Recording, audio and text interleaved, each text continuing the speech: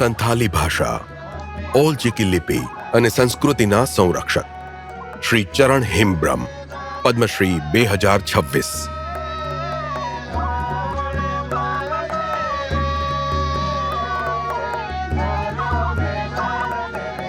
ચરણ હેમબ્રમ એક એવા કર્મયોગી જેમણે પોતાનું સમગ્ર જીવન સંથાલી ભાષા, ઓલ ચિકી લિપિ અને આદિવાસી સંસ્કૃતિને ઓળખ અને ભવિષ્ય આપવા માટે સમર્પિત કરી દીધું। બાળપણમાં જ ભાગ્યએ તેમના પિતાનું છત્ર છીનવી લીધું।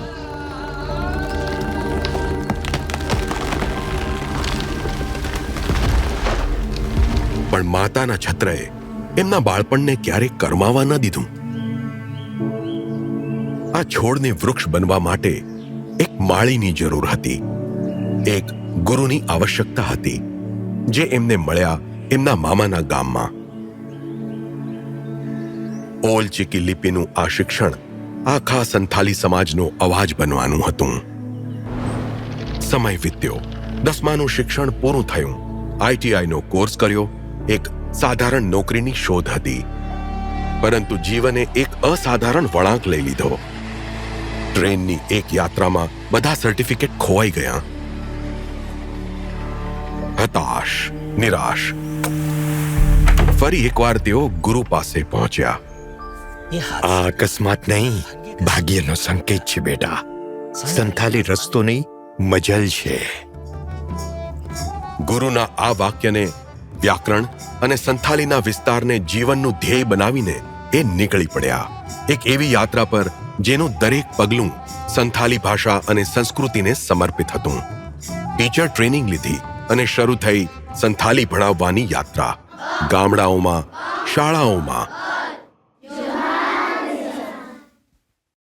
આસરામાં અને ક્યારેક વૃક્ષોની નીચે। તકલીફો હતી, પણ તેઓ થોભ્યા નહીં।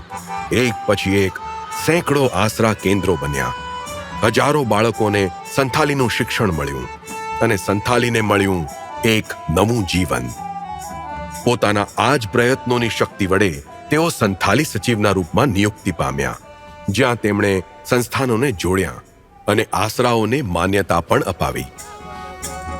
શબ્દો પુસ્તકોમાં ઉતર્યા, સંથાલી અભ્યાસક્રમ પણ બની અને રોજગાર માટે યોગ્યતા પણ।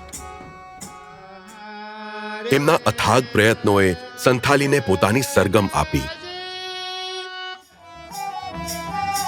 એમણે બનાવેલા ગીત અને નાટક સમગ્ર સમુદાયમાં બધાની જીવનશૈલીમાં વણાઈ ગયા। જ્યારે આપણે આપણી ભાષાને જીવતી રાખીએ છીએ, ત્યારે ભાષા આપણા અસ્તિત્વને જીવતું રાખે છે।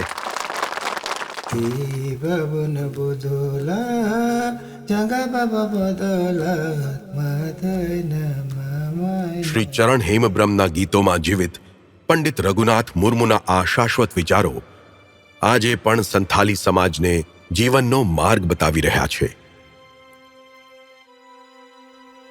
શ્રી ચરણ હેમબ્રમ, પદ્મશ્રી 2026। કોટી કોટી નમન।